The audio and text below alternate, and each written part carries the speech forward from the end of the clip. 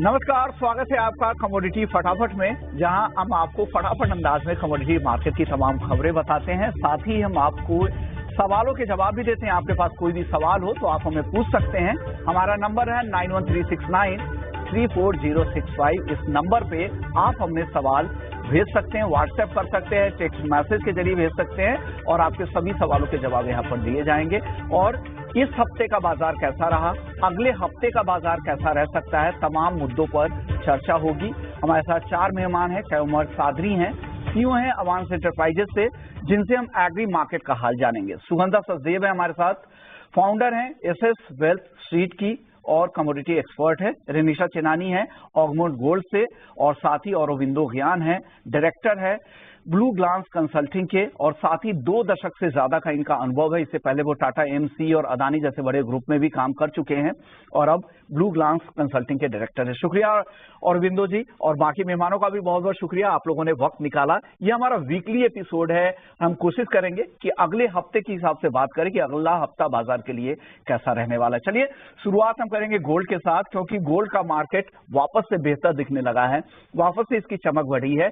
भले ही घरेलू बाजार में आपको रिकॉर्ड इसलिए नहीं दिख रहा होगा क्योंकि ड्यूटी का एडजस्टमेंट यहां पर दिख रहा है, अदरवाइज भाव कुछ और होते, 76,000 के ऊपर भाव होता घरेलू बाजार में भी।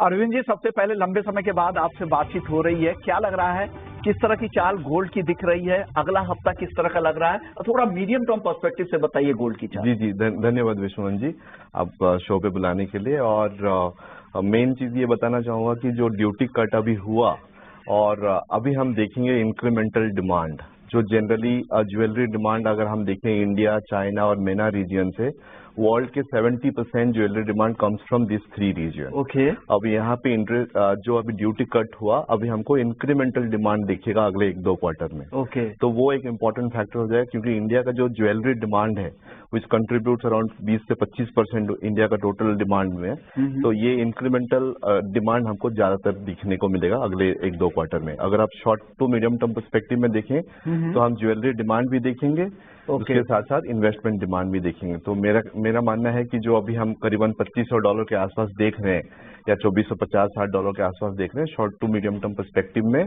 हम यहाँ से अच्छा खासा तेजी और देखने का उम्मीद कर सकते हैं। ओके, तो आप अभी भी बुलिश है यहाँ पर, हो सकता है कि शॉर्ट टर्म में थोड़े बहुत आपको करेक्शन का मौका दिखे। सुगंधा जी, अब आपके पास मैं आ रहा हूँ। सुगंधा जी, आप बताइए गोल्ड की चाल आपको कैसी दिख रही है? ये जो तेजी दिख रही है खास करके इंटरनेशनल मार्केट में, 3 फैक्टर्स यहाँ पर सपोर्ट कर रहे हैं। एक जो डेटा है चाइना और यूएस के जो पीएमआई नंबर्स थे वो काफी कमजोर रहे हैं, उससे लग रहा है ग्लोबल ग्रोथ को लेकर चिंता है, एक स्लो डाउन की स्थिति बन रही है। दूसरा, फिर चेयरमैन की जो कमेंट्री थी वो काफी सपोर्टिव थी जो बुलियन मार्केट के हिसाब से, और तीसरा जियोपॉलिटिकल कंसर्न। ये तीनों फैक्टर इस बाजार को कहां तक लेकर जा सकते हैं? Vishwamohan, first of all thanks for inviting me on your show. जैसा कि आपने भी मेंटेन किया, 3 मेजर फैक्टर्स हैं जो गोल्ड की प्राइसेस को इंटरनेशनल मार्केट्स में काफी हद तक ड्राइव कर रहे हैं। The first major factor is कि मार्केट अभी एक्सपेक्ट कर रही है कि सितंबर में एक रेट कट होगा, जो पहले एक्सपेक्टेशंस काफी हद तक डिम हो गई थी, बट फेड शेयर की जो रीसेंट कमेंट्री निकल के आई है वहां से एक्सपेक्टेशंस काफी हद तक बढ़ चुकी हैं कि सितंबर में रेट कट होगा। इनफैक्ट मार्केट अब प्राइसिंग कर रही है कि 50 बेसिस पॉइंट तक का भी रेट कट हो सकता है और इसके चांसेस 31% तक बन गए हैं। तो ये बहुत बड़ा मेजर फैक्टर है जो गोल्ड के प्राइसेस को ड्राइव कर रहा है। अगर इंटरेस्ट रेट यूएस में कम होते हैं, इससे गोल्ड को होल्ड करने की अपॉर्चुनिटी कॉस्ट जो है वो काफी हद तक कम हो जाती है और डॉलर इंडेक्स पे काफी हद तक दबाव बनता है। ये गोल्ड के लिए काफी सपोर्टिव रहता है और मार्केट इसके लिए काफी टाइम से एक्सपेक्ट कर रही है कि रेट कट्स इनिशिएट हो यूएस इकोनॉमी में। अब सितंबर में काफी लाइकली है कि फर्स्ट रेट कट आएगा बहुत टाइम के बाद, तो ये काफी सपोर्टिव फैक्टर है। इसके साथ साथ इजराइल की साइड से मिडिल ईस्ट में जो टेंशन बढ़ सकती है, जो हमास लीडर पे अटैक हुआ है, उसके बाद मार्केट में काफी एक्सपेक्टेशंस है कि मिडिल ईस्ट में कॉन्फ्लिक्ट काफी हद तक बढ़ सकता है। तो सेफ हेवन डिमांड भी गोल्ड काफी हद तक स्ट्रॉन्ग बनी हुई है। तो ये दोनों मेजर कारण है। इसके साथ साथ यूएस का जो रिसेंट डेटा निकल के आया है मैन्युफैक्चरिंग एक्टिविटी का, काफी बड़ा डिक्लाइन देखने को मिला है और इसके साथ साथ इनिशियल जॉबलेस क्लेम्स भी 9 मंथ्स के हाई पे पहुंच गए हैं और जो जॉब ओपनिंग्स का डेटा भी निकल के आया है वो भी काफी वीक रहा है। सो इकोनॉमिक को लेके काफी ज्यादा कंसर्न्स बन गए हैं और ये भी गोल्ड की डिमांड को काफी ज्यादा ड्राइव कर रहा है। बट वही अगर डोमेस्टिक मार्केट में देखें, जो भी कस्टम ड्यूटी में कट आया, गवर्नमेंट की साइड से, यही एक मेजर फैक्टर है जिसकी वजह से गोल्ड के प्राइसेस बहुत ज्यादा अपसाइड नहीं दिखा रहे हैं डोमेस्टिक मार्केट में। और मुझे लगता है डोमेस्टिक प्राइसेस पे अभी भी कुछ हद तक थोड़ा सा दबाव बना रहेगा। एक हमने लोअर लेवल से रिबाउंड जरूर आते हुए देखा है, और मुझे लगता है 70,750 अभी भी एक रेजिस्टेंस की तरह वर्क कर रहा है। और इंटरनेशनल मार्केट में मैं बात करूं तो मुझे लगता है 2520 पर आउंस का लेवल एक बहुत स्ट्रॉन्ग हर्डल एरिया है। जब तक ये ब्रेक नहीं हो जाता फर्दर गेन्स अभी मुझे शॉर्ट टर्म में एटलीस्ट नजर नहीं आते। लॉन्गर टर्म में we are very positive on gold, और शॉर्ट टर्म में मुझे लगता है प्राइसेस पे कुछ हद तक दबाव देखने को मिल सकता है। सो मेरी एडवाइस रहेगी कुछ वेट करें। अगर आपको इन्वेस्टमेंट पर्सपेक्टिव है तो 12 से 68,000 तक के लेवल्स डोमेस्टिक मार्केट में देखने को मिल सकते हैं, वहां पर लॉन्गर टर्म के लिए बाइंग की जा सकती है। लंबी अवधि के जो निवेशक है थोड़ा सा वेट कर ले, नीचे का वेट करें, फिर आप नई खरीदारी कर सकते हैं। छोटी अवधि में हो सकता है कि थोड़े बहुत करेक्शन दिखे, लेकिन दोनों एक्सपर्ट्स को लगता है कि मीडियम से लेकर लंबी अवधि में तेजी अच्छी बनी रहेगी। रेनिशा जी, आपका व्यू क्या है? क्या करना चाहिए? 70,000 रुपए के ऊपर 70,500 के आसपास सोने में खरीदारी बनती है, या रुकिए अभी वेट करें, फिर से मौका मिलेगा नीचे में? जिस तरह से अभिनव ने और सुगंधा ने फैक्टर्स पॉइंट आउट किए हैं, ओवरऑल व्यू अभी भी पॉजिटिव है लॉन्ग टर्म में। एंड इवन मुझे लगता है जिस तरह से इंटरनेशनल प्राइसेस में भी देखा गया है कि रिकॉर्ड हाई लेवल्स टच किए गए हैं, $2,500 के ऊपर जो एक्टिव कॉन्ट्रैक्ट है दिसंबर का कॉमेक्स में वो ट्रेड हो रहा है। तो अभी सारे रिकॉर्ड्स टूट चुके हैं, रेजिस्टेंस लेवल सारे टूट चुके हैं। तो ऐसा लग रहा है अभी नेक्स्ट लेवल जो होगा वो साइकोलॉजिकल लेवल होगा, मतलब $25-20 या फिर $25-50। तो मुझे लग रहा है ये ग्रेजुअली अपटर्न कंटिन्यू रहेगा। जिस तरह से आपने बताया कि जियोपॉलिटिकल टेंशंस हैं, पॉलिटिकल अनसर्टिनिटी है यूएस के इलेक्शंस के कारण, हमने देखा है फिजिकल डिमांड भी काफी स्ट्रांग है इंडिया में, क्योंकि जब से ड्यूटी कट आया है हमने काफी स्ट्रांग डिमांड देखी है। फिजिकल लेवल पर जो प्रीमियम्स है वो काफी बढ़ चुके हैं, $20 to $25 का प्रीमियम हो चुका है। तो लोअर लेवल पे काफी बाइंग आई है। एंड हमने ओवरऑल इस तरह से देखा है एक ऐसा माहौल बन रहा है जहाँ पे सेंट्रल बैंक भी बाइंग कर रही है, फिजिकल डिमांड भी अच्छी है, इंटरनेशनली ETF में भी बाइंग आ रही है। तो हर तरह से जो है फंडामेंटल्स पॉजिटिव है। और ये जो रेट कट का सिनारियो है कि आगे चल के रेट कट्स होंगे, ये तो प्राइसेस को सपोर्ट कर ही रहा है।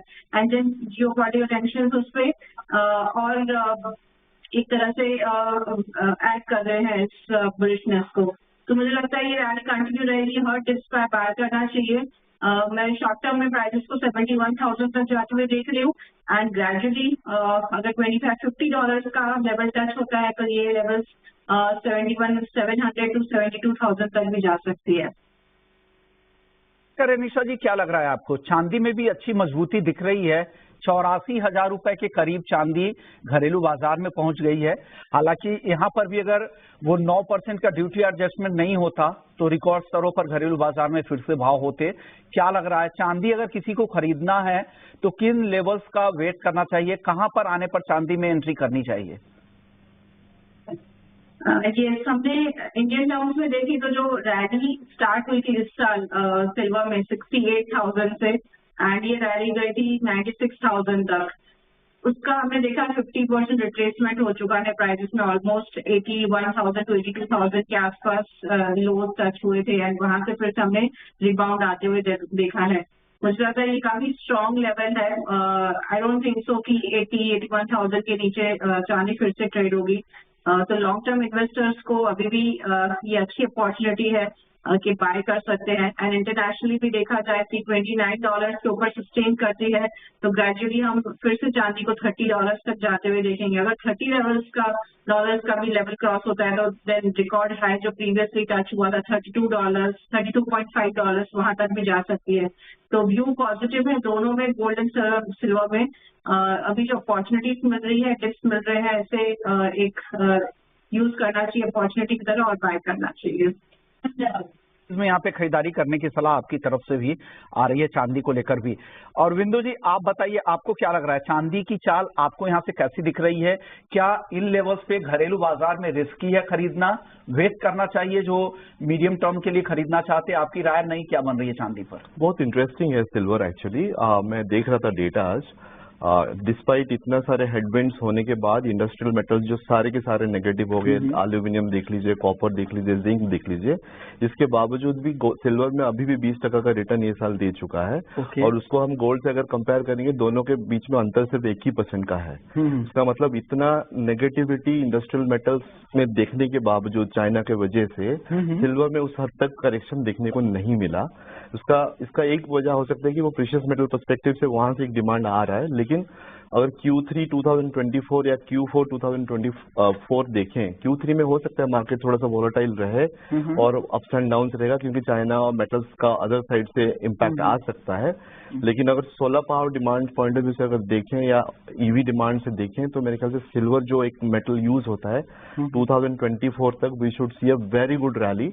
एंड जिस हिसाब से अभी बात कर रहे थे कि 96,000 का जो प्राइस हमने देखा, और हालांकि वो कस्टम ड्यूटी चेंज होने के बाद अभी हम 84,000 पे आ गए हैं। ये मेरे ख्याल से मैं एक वर्ड यूज कर रहा हूँ, इंक्रीमेंटल डिमांड, मतलब भाव इतना नीचे होने के बाद एक फ्रेश डिमांड आएगा जो इंडस्ट्रियल सेक्टर से भी आ सकता है, प्लस ज्वेलरी डिमांड भी आ सकता है, प्लस इन्वेस्टमेंट डिमांड भी आ सकता है, और वो चीज जो है नया हाइस पे लेके जा सकता है इंडिया में भी। तो आप ये मान के चलिए 84,000 जो अभी चल रहा है वो 96 तक जाना एक डोमेस्टिक फैक्टर भी हो जाएगा, उसके साथ साथ इंटरनेशनल फैक्टर जो भी हम देख रहे हैं $28, $29 के आसपास, वो हो सकता है वो $32-33 के आसपास रहे। हमारे जो इंटरनल रिसर्च हम करते हैं, तो हम Q3 Q4 एक एडजस्टमेंट एनालिसिस करते हैं, तो उससे हमको ये समझ में आ रहा है कि Q3 का overall average pricing should be around $29 और Q4 of 2024 and Q1 of 2025 हम ये करीबन $32-33 तक देखने को उम्मीद करते हैं। ओके, तो ये आप भी काफी बुलिश साउंड कर रहे हो, और ज्यादातर एक्सपर्ट्स, हमने सिल्वर इंस्टीट्यूट के प्रेसिडेंट से हाल में ही बातचीत की थी, तो उन्होंने भी यही कहा था, जिस तरह की डेफिसिट है, ग्लोबल सप्लाई की स्थिति काफी कमजोर है, साथ ही डिमांड, इंडस्ट्रियल डिमांड जो आगे, जिसकी बात आप कर रहे थे कि आगे और बढ़ेगी, उसका फायदा भी मिलेगा। आप बताइए सुगंधा जी, आप भी इतनी बुलिश है, आपको भी लगता है कि चांदी लंबी अवधि में काफी तेज हो सकती है? मुझे लगता है लंबी अवधि में चांदी काफी तेज हो सकती है, बट अगर मैं थर्ड क्वार्टर की बात करूं तो मुझे लगता है कंसोलिडेशन कंटिन्यूड रहेगी। अगर मैं डाउन साइड में इंटरनेशनल मार्केट की बात करूं तो 26 पर आउंस एक स्ट्रॉन्ग सपोर्ट रहेगा, और हाई साइड में $30 पर आउंस एक स्ट्रॉन्ग हर्डल रहेगा। अभी मुझे लगता है इवन दो डिमांड काफी स्ट्रॉन्ग रह सकती है from solar panel side, from the electronic equipment side, EV side, ये सारे फैक्टर्स काफी बुलिश हैं सिल्वर के प्राइसेस के लिए। बट हमने ऑलरेडी एक स्ट्रॉन्ग रैली आते हुए देखी है, मैंने पहले ही शो में भी मेंटेन किया था कि 95,000 मार्क एक स्ट्रॉन्ग हर्डल है सिल्वर के प्राइसेस के लिए। हमने वहीं से एक स्ट्रॉन्ग करेक्शन भी आते हुए देखी है। मुझे लगता है प्राइसेस स्टेबलाइज करेंगे in the level of around 78,000 to 80,000 mark. Domestic market में कुछ टिप्स मिलते हैं, तभी मैं कहूंगी कि बाइंग करनी चाहिए। हाईएस्ट साइड तो मुझे लगता है 85,500 to 86,000 मार्क अभी नियर टर्म में एक हर्डल बना रहेगा। अगर आपका ट्रेडिंग पर्सपेक्टिव है या इन्वेस्टमेंट पर्सपेक्टिव है, थोड़ा सा वेट करें। ट्रेडर्स के लिए 82,000 के आसपास बाइंग की जा सकती है, 80,000 का स्टॉप लॉस रखें, और हायर साइड में 85,500 तक के टारगेट्स रहेंगे। नहीं, अगर आपका इन्वेस्टमेंट पर्सपेक्टिव है तो फेज मैनर में मैं बाइंग की सलाह दूंगी। 80,500 से 78,000 लेवल्स पर फेज मैनर में बाइंग की जा सकती है। अगर मैं अगले साल के पर्सपेक्टिव की बात करूं तो मुझे लगता है प्राइसेस 96,000 मार्क को भी ब्रेक कर सकते हैं, और 1,10,000 तक के लेवल भी देखने को मिल सकते हैं। So last quarter of this year and first quarter of next year calendar year मैं काफी बुलिश रहूंगी, बट मुझे लगता है इस क्वार्टर में प्राइसेस वॉलेटाइल रहेंगे, एक कंसोलिडेशन का फेज देखने को मिलेगा प्राइसेस में। अगर अगले हफ्ते के लिए, अगर सुगंधा जी अगर टारगेट अगर मैं पूछूं कि अगला हफ्ता किस तरह का रहेगा चांदी के लिए, तो क्या टारगेट, क्या स्टॉप लॉस ध्यान रखना चाहिए ट्रेडर्स को? विष्णु जी, जैसा कि मैंने अभी मेंटेन किया, 82,000 के आसपास बाइंग की जा सकती है, 80,000 का स्टॉप लॉस रखें, और 85,500 तक के टारगेट्स रहेंगे अगले हफ्ते के पर्सपेक्टिव से। ओके, चलिए कुछ सवाल जवाब है आपसे। कमर्ज, आपसे माफी चाहूंगा, एग्री के जो सवाल आएंगे मैं आपके पास आऊंगा, नॉन एग्री पर एक बार बातचीत हो जाती है, फिर मैं आपके पास आता हूं। उससे पहले कुछ सवाल ले लेते हैं एक एक करके। हमारे साथ पहले दर्शक है, इन्होंने पूरा नाम नहीं भेजा, छोटू इन्होंने सिर्फ भेजा कि और चांदी पर राय चाहिए कि चांदी में क्या करना चाहिए। आप बताइए चांदी पर इनको क्या राय देंगे? रेनिशा जी, आपकी राय क्या बन रही है चांदी को लेकर? जी, जिस तरह से हमने देखा है पिछले 2 सालों से चांदी डेफिसिट में है, एंड जो भी करेक्शन आया है it is because base metals में हमने देखा है कि प्रॉफिट बुकिंग आई थी, बाकी के बेस मेटल से ऑलमोस्ट 10% अपने हाई लेवल से नीचे आए हैं। तो सिल्वर में भी वही करेक्शन देखने को मिला है, फ्रॉम $32 to $29, वही 10% करेक्शन आया है। अदरवाइज गोल्ड जो है रिकॉर्ड हाई प्राइसेस पे है, तो चांदी भी ऑलमोस्ट वही लेवल्स पे होना चाहिए। तो मुझे लगता है काफी करेक्शन आ चुका है, कंसोलिडेशन हो चुका है, फिजिकल डिमांड भी काफी अच्छी है, फंडामेंटल स्ट्रॉन्ग है, टेक्निकली भी रिबाउंड आ चुका है। तो ये वो काफी अच्छे लेवल्स हैं जो भी मिल रहे हैं आपको। इस लेवल करंट लेवल्स के आसपास बाय कर सकते हैं। स्टॉप लॉस 80,000 के आसपास का रखिए एंड अपसाइड में मुझे लग रहा है वापस की कमोडिटी शॉर्ट टर्म में 86,000 टच कर सकती है एंड उसके ऊपर सस्टेन किया तो 90,000 भी टच कर सकती है। चलिए अब अगले दर्शक हमारे साथ गणेश जाधव है। क्रूड में क्या करना चाहिए?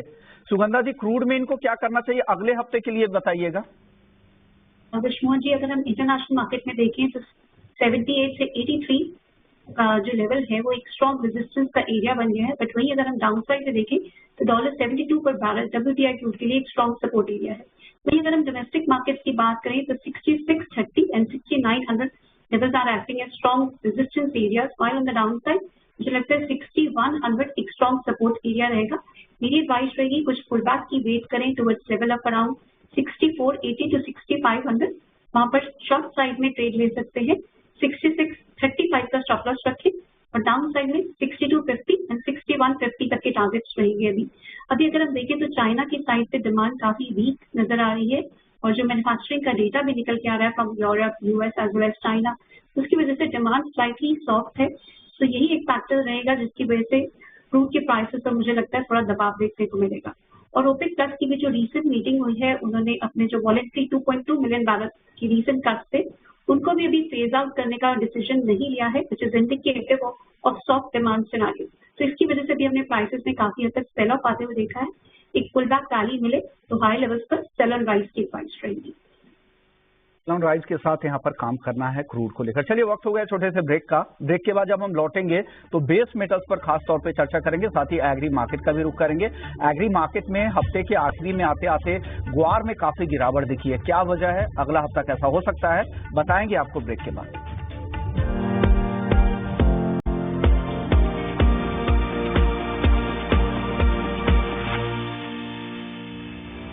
ब्रेक के बाद आपका स्वागत है और अब बात कर लेते हैं ग्वार की, जहां पर हफ्ते के आखिरी 2 दिनों में गिरावट तेज थी, लेकिन अगला हफ्ता क्या होगा। उमर सादरी जी हैं हमारे साथ, अवांस एंटरप्राइजेज के CEO हैं।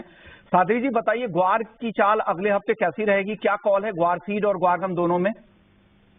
नमस्कार विष्णु मोहन जी। नमस्कार सर। हाँ, ग्वार ने ये हफ्ते के बीच में एक अच्छा मोमेंटम दिया था, जहां ये तकरीबन 5670 से लेके 5700 तक के प्राइसेस एक बार आते हुए हमें दिख रहे थे। लेकिन अनफॉर्चुनेटली जिस स्पीड से वो ग्वार और ग्वार गम दोनों बड़े थे, उससे ज्यादा रफ्तार से वापस नीचे आ गए। और जो हफ्ते की क्लोजिंग है वो तो तकरीबन जो हमने जहां से हमने तेजी आते हुए देखी थी वो उससे भी नीचे के प्राइसेस टेस्ट होकर आया है मार्केट। तो मेरी फिलहाल यही सलाह रहेगी कि ये जो मेन हमने जो फॉल देखा है, ये जो पिछले 2 दिन में जो अच्छा मॉनसून एक्सपेक्टेड है उसकी वजह से ग्वार में हमने ये गिरावट देखी है। तो जब तक कोई क्लियर तेजी का सिग्नल नहीं मिलता है, मैं अगले हफ्ते के लिए कोई ज्यादा बाइंग की सलाह नहीं दूंगा, साइडवेज मूवमेंट ही रहेगी। और मेरा ये रेकमेंडेशन रहेगा कि ग्वार करंट लेवल अभी तकरीबन 5350 आसपास के लेवल्स पे ट्रेड कर रहा है। तो जब तक ये कोई ज्यादा हमें एक ठोस सिग्नल नहीं मिलती है, मैं इसमें हायर लेवल्स पे सेल करने की ही सलाह दूंगा। हालांकि अगले हफ्ते हो सकता है कि एक बार हम एक छोटी 100 रुपीज की अपसाइड मूवमेंट देख सकते हैं, लेकिन इसे मैं एक बुल रन नहीं कहूंगा। को लेकर तो सेल ऑन हाइज की मेरी सलाह रहेगी। हाँ जी, अब ग्वारसीड ग्वारगम के बाद हम बात करते हैं हल्दी की। हल्दी अब 16,000 के आसपास टिक गई है, क्या लग रहा है, फंडामेंटल्स क्या है और टेक्निकली ये कैसा दिख रहा है अब आपको? जी, हल्दी में भी सोइंग का जो डेटा है वो बहुत ही एनकरेजिंग आया हुआ है। हम पिछले साल के मुकाबले तकरीबन 50 to 60% बेटर सोइंग देखेंगे, both in Maharashtra as well as south of India. और आपने सही कहा कि टर्मरिक भी एक बार 16,000 के प्राइसेस पे पिछले 2-3 ट्रेडिंग सेशन से ट्रेड करते हुए दिख रही है।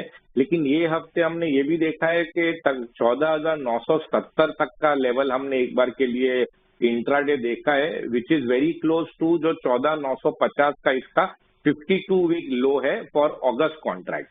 तो टर्मरिक में मैं ये नहीं कहूंगा कि एक क्लियर कट बाइंग सिग्नल है, अभी भी मैं यही बोलूंगा कि एक बार कॉशन के साथ ही ट्रेड करना चाहिए। और अगर आप मुझे पर्सनल पूछेंगे तो मुझे ऐसा लगता है कि एक बार ये हमें अगर ज्यादा फिजिकल डिमांड जो नहीं साथ दे रहा है, अगर फिजिकल में डिमांड नहीं आता है तो हम एक बार वापस 15,500 के लेवल्स देख सकते हैं इसमें। हीरा अब सुस्ती दिखा रहा है, हालांकि तेजी यहाँ पे टिक भी नहीं है, हर तेजी के बाद मुनाफा वसूली भी आ जाती है। क्या लग रहा है आगे की चाल किस तरह की रह सकती है? क्या बड़ी तेजी की उम्मीद है क्या आगे? विश्वमोहन जी, मुझे जीरा में तेजी नहीं नजर आ रही, क्योंकि अगर हम पिछले एक हफ्ते का भी अगर डेटा देखेंगे तो 27,000 के ऊपर के प्राइसेस सस्टेन कर पाना डिफिकल्ट है। जो हमने पिछले साल के मुकाबले इस साल तकरीबन डबल क्रॉप साइज का जो अनुमान है, अब वो फाइनली प्राइसेस पे उसका वजन आते हुए दिख रहा है। तो मेरी सलाह यही रहेगी कि जीरे में बाइंग ना करें और इसको हर उछाले पे बेचे। करंट ये अपने नेक्स्ट 1 वीक के लिए सर मेरा यही सलाह रहेगा कि आप इसको हर उछाले पे सेल करें। मेरा टारगेट है तकरीबन 25,800 और स्टॉप लॉस 27,000 के ऊपर मेंटेन करके चले, अप्रोक्सीमेटली 27,100। चलिए नॉन एग्री मार्केट पे भी कुछ सवाल ले लेते हैं। हमारे साथ अगले दर्शक है, क्रिश हैं, दिल्ली से, रेगुलर कॉलर है ये। कॉपर पे जाना था कि कॉपर में क्या करना चाहिए। और विंदु जी आप बताइए कॉपर में क्या लग रहा है, क्या इनको सलाह क्या दे रहा है? ये एसएमईज या कारोबारी हैं, ये रेगुलर सवाल पूछते हैं, क्या करें? Okay ji thank you. Copper के बारे में थोड़ा सा ब्रॉडर पर्सपेक्टिव में बात करते हैं। उनका रिटेल लेवल पे कुछ अगर ट्रेड है तो कुछ कमेंट नहीं कर पाऊंगा, लेकिन एक चीज बताना जरूर चाहूंगा कि अगर हम देखेंगे कॉपर अकेला नहीं, सारे बेस मेटल्स करीबन में लास्ट वीक से फॉल होना चालू किए और अभी 2-2.5 महीना हो गया मेटल सारे फॉल हुए हैं।